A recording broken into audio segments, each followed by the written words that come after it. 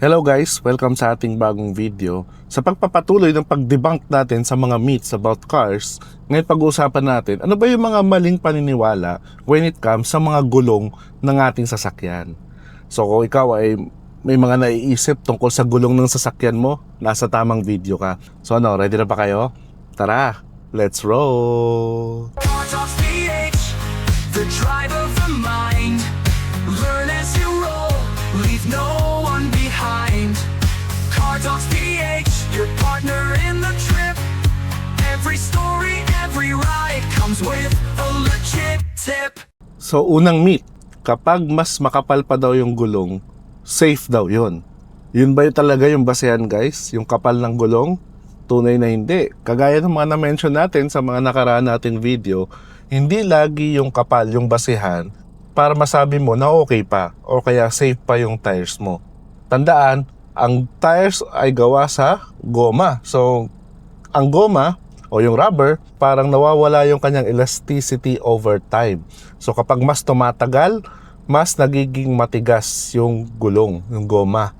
At dahil kapag mas matigas siya, mas prone niya na sumabog or masira anytime, lalo na kapag sobrang init o kaya kapag sobrang high speed yung driving mo, lalo na kapag ikaw ay nasa highway. So ano yung basehan para masabi natin na safe pa yung gulong? Tanda natin yung mga gulong natin yan, meron niyang mga marker. Ibig sabihin na nakaprint din sa kanila yung date of manufacturing nila or manufacturing date nila. Usually 4 digits yan. So ang pinaka-safe nating allowance yan ay at least 5 years. So kapag 5 years or more na yung date of manufacturing ng gulong mo compare sa current date, hindi na yan safe, prone na yan na masira, no? Kaya yun ang lagi nyo pagbabasihan guys. So regardless kung makapal pa o hindi yung gulong ninyo, basta lumampas na siya ng at least 5 years, hindi na siya safe. Next myth, mas matigas or mas mataas ang tire pressure, mas matipid sa gas. Somehow may katotohanan dyan kasi totoo naman, di ba? Kagaya nung na-mention ko sa previous video natin na kapag yung gulong natin ay always underinflated, malakas talaga sa gas yan kasi mas mataas yung kanyang rolling resistance. Pero tandaan niyo guys, kapag sobra namang taas ng tire pressure ninyo, prone yan sa tagtag, di ba? Hindi siya komportable, matigas yung ride ninyo. At syempre kapag high speed, tapos mainit yung panahon, tanda natin yung hangin sa gulong natin nag-e-expand. Kaya prone kayong maaksidente kapag sobrang tigas naman. Prone niyang ma-reach yung pagsabog ng ating gulong. So anong tama? Dapat sundin natin palagi yung recommended PSI o tire pressure ng ating mga sasakyan. Usually nasa door jamb yan sa may gilid ng pinto or nasa owner's manual natin. At isa pa pala, kapag sobrang tigas kasi ng gulong natin guys, yung center ng gulong natin yung napupudpod, uneven yung wear niya. At bukod doon, prone din yan sa hydroplaning kapag basa yung kalsada kasi konti lang yung nakatouch na part ng gulong natin sa kalsada. Kaya yun, mas okay talaga susundin natin yung tamang tire pressure ng ating gulong. Next myth, lahat daw ng gulong pare-parehas lang, basta sukat sa sasakyan mo, pwede mong ilagay. Totoo ba yun? Hindi. Merong iba't ibang klase ng gulong guys. Depende sa purpose or depende sa lugar na pagdadrivean mo ng sasakyan mo. So ang alam ko na type ng gulong ay una yung touring tires, pangalawa yung performance tires, all-terrain tires at saka yung mud terrain tires. So iba-iba yung purpose ng mga yung touring tires o usually yan yung ginagamit natin sa everyday driving natin, lalo na kapag city or pwede mo rin siya ipang long drive. Performance tires, ginagamit yan ng mga mahilig mag-racing. All-terrain tires, ginagamit to sa mga mahilig mag-off-road or pwede rin mag-highway driving. Goods din yan. Kaya pansinin nyo yung mga pick-up tsaka mga SUV na 4x4 yun yung ginagamit. Yung mud terrain tires, ito yung pinaka ginagamit sa extreme off-roading usually. Yung mga mud talaga yung pinupuntahan nila. So yun, di ba? So nakita nyo, iba't ibang klase ng tires para sa iba't ibang klase ng driving style or lugar na pinagdadrivean ninyo. So pumili kayo ng tamang klase ng gulong para sa inyong sasakyan. At syempre, kung gusto niyo ng gulong recommendations, meron akong ilalagay na mga gulong sa video na to na trusted ko para sa inyong sasakyan. So pwede niyo i-visit or purchase kung naghahanap kayo ng gulong. Next myth, hindi mo kailangan ng tire rotation. O maraming nagsasabi na ganyan, hayaan mo lang yung gulong mo mapudpod as it by itself. Tandaan natin guys, ang mga sasakyan never nagiging sabay mapudpod ang harap at likod na gulong ng sasakyan. Regardless yung drivetrain mo, all-wheel drive man yan, front-wheel drive, rear-wheel drive. Hindi lagi. Usually, mas madalas napupudpod agad yung front wheels kaysa sa likod.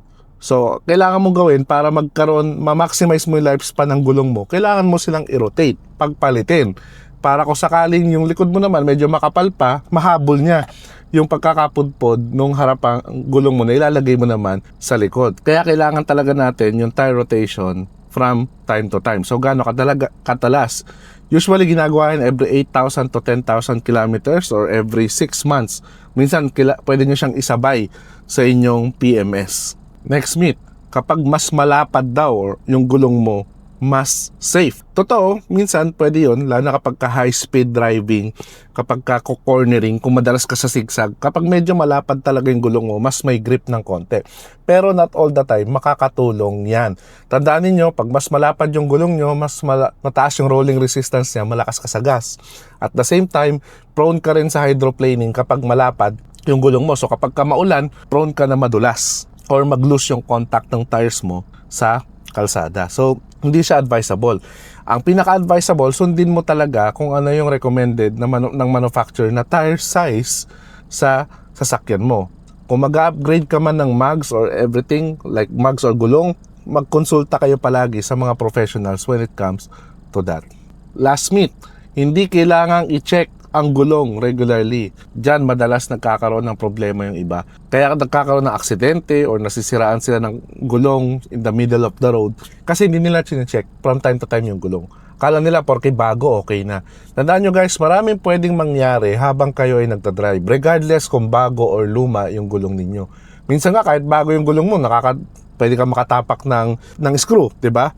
Kaya nagiging dahilan yan para unti-unting lumambot gulong mo, pako and everything, di ba? Maraming pwede mangyari. So, hindi lang yung pagkapag luma doon yung i-check. So, kahit bago pwede. At syempre, pwede rin pumasok yung tinatawag nating manufacturer defect. Minsan, pagkakabit ng gulong nyo, okay naman kasi brand new. Pero after couple of weeks or months ng pagdadrive ninyo, may nakikita na kayong crack sa sidewall. Delikado yon, di ba? So, kung hindi nyo chine-check yung gulong ninyo, pwede kayong magkaroon ng problem yan in the long run. Kaya ugaliin nyo guys, every time na alis kayo, isang ikot lang, ikutan nyo yung gulong ninyo para ma-check ninyo kung okay pa sila. Lalo na kapag maglo-long drive kayo, check nyo mabuti from time to time. At kahit habang nagda-drive kayo, kapag nakahinto kayo or naka-brake kayo, pwede nyo rin i-check yung mga gulong ninyo. Isa din yung tire pressure, lagi nyo rin alagaan yan, i-make sure nyo na at least once a week, na-check nyo yung tire pressure ng gulong ninyo para makita ninyo kung nagbabawas ba or nasa optimal pa rin na tire pressure yung gulong ninyo. So yun lang guys, yung mga myths na gusto nating i-debunk when it comes sa ating mga gulong. So meron ba kayong mga alam pa na maling paniniwala when it comes sa gulong? Comment down below. Tandaan niyo guys, alagaan ang mga gulong ng ating sasakyan kasi yan lang yung contact ng ating sasakyan sa kalsada. Nakadepende dyan yung safety ng bawat isa sa atin. Kaya make sure na palaging nasa good condition yung mga gulong ng ating sasakyan.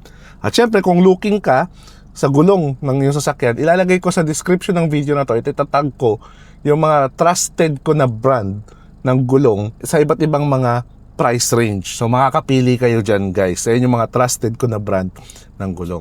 Siyempre kung nakatulong sa iyo yung video na to, click mo naman yung like button at share mo sa mga friends mo para mas matuto pa sila ng higit when it comes sa mga gulong ng ating sasakyan. So till next videos guys, always remember, drive safe and enjoy!